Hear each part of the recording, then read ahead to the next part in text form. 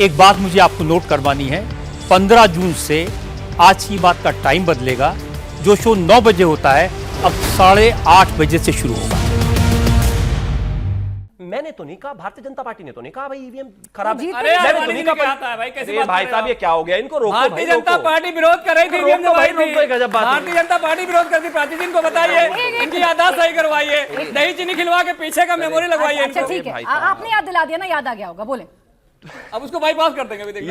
याददाश्त वाली कोई दवाई ववाई बनाई हो तो लाओ, दे दो, खा लेता हूं अभी। अरे वनस्पति नहीं पी रहे, समय बर्बाद नहीं करना। वनस्पति मैं फिर समय इसी चीज चल, पर आना- दो वक्त मैं और फिर है ना, इसी चीज जल्दी पर से। आना चाहता हूं। विषय बहुत साफ है। भारत का लोकतंत्र मजबूत है, भारत की व्यवस्थाएं मजबूत है, भारत का मीडिया मजबूत है, भारत की कोर्ट्स मजबूत है, भारत की हर एक व्यवस्था मजबूत है। और जहां पर कुछ राज्यों में विपक्ष भी मजबूत है, वो भी चुनाव जीतता है। कल जिसने 6 महीने पहले चुनाव प्रचार शुरू किया था, वो टीवी के जीती है भाई।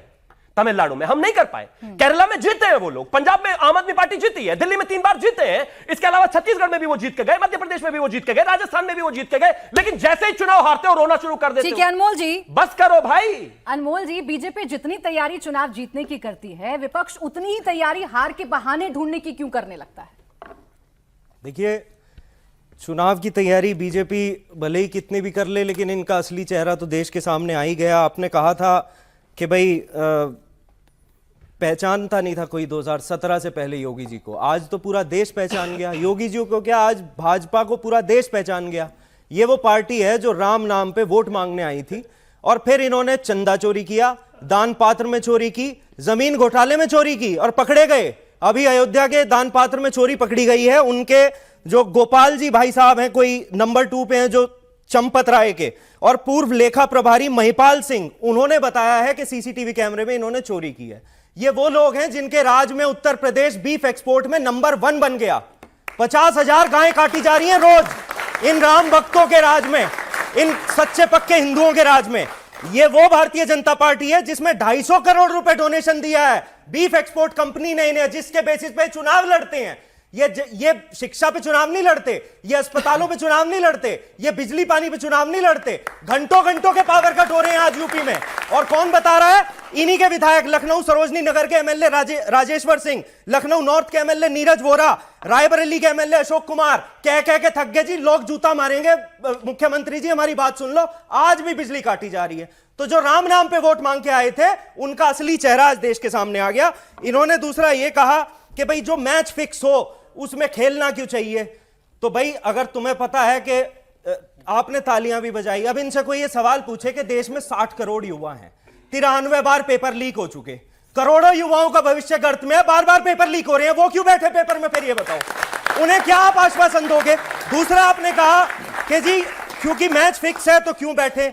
भाई महिलाओं के अपराध के मामले में 66,398 अभी की एनसीआरबी की रिपोर्ट है, इन्हीं की केंद्र सरकार की 2026 की, सबसे ज्यादा अपराध महिलाओं पे अगर हुए हैं तो यूपी में हुए हैं। तो क्या उन महिलाओं को भी कहोगे सड़कों पे निकलना बंद कर दें? अनमोल जी, अब देखिए मेरा सवाल फिर से वही है, इतने सारे मुद्दे हैं, सरकार के खिलाफ असंतुष्टि है, आपको पता है कि सरकार ने अच्छा काम नहीं किया है। खासकर उत्तर प्रदेश की बात करूं, आपने घोटाले का जिक्र कर लिया, आपने क्राइम का जिक्र कर लिया, आपने बिजली कट का जिक्र कर लिया।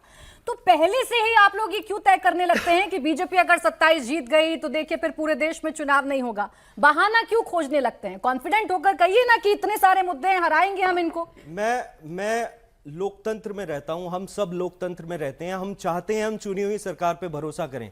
लेकिन जब माननीय सर्वोच्च न्यायालय कहता है ना कि भारतीय जनता पार्टी ने लोकतंत्र की सरेआम हत्या कर दी, जो ऑन रिकॉर्ड है।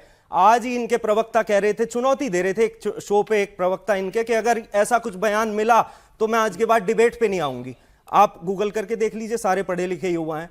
मेयर के पंजाब मेयरल पोल्स में सुप्रीम कोर्ट ने, माननीय मुख्य न्यायाधीश ने कहा कि लोकतंत्र की हत्या करते हैं। कैसे विश्वास बनेगा आप ये बताओ ना? 50,000 वोट दिल्ली विधानसभा में अरविंद केजरीवाल जी के काट दिए गए, हमने चुनाव आयोग को एविडेंस दिया, आज तक कार्रवाई नहीं हुई। कैसे विश्वास करें? पंजाब में आप जीत गए तो वहां पर सब कुछ ठीक था, केरला में अगर कांग्रेस जीत गई तो वहां सब कुछ ठीक है, तमिलनाडु में ये हार गए तो वहां सब कुछ ठीक है। 27 लाख लोग। आप एक चीज बताइए, ईवीएम या चीटिंग, जो भी आप कहते हैं कि चुनाव चोरी करते हैं, वोट चोरी करते हैं, ये सेलेक्टिव करते हैं, मतलब कि उत्तर प्रदेश में करेंगे, तमिलनाडु हमें नहीं जीतना, केरला हमें नहीं जीतना, तेलंगाना हमें नहीं जीतना है, पंजाब हमें नहीं जीतना। विश्व के सबसे बड़े, यह सवाल आप सबसे है, विश्व के सबसे बड़े लोकतंत्र में कभी यह सुना है कि 27 लाख लोग खड़े रह गए 2 महीने तक?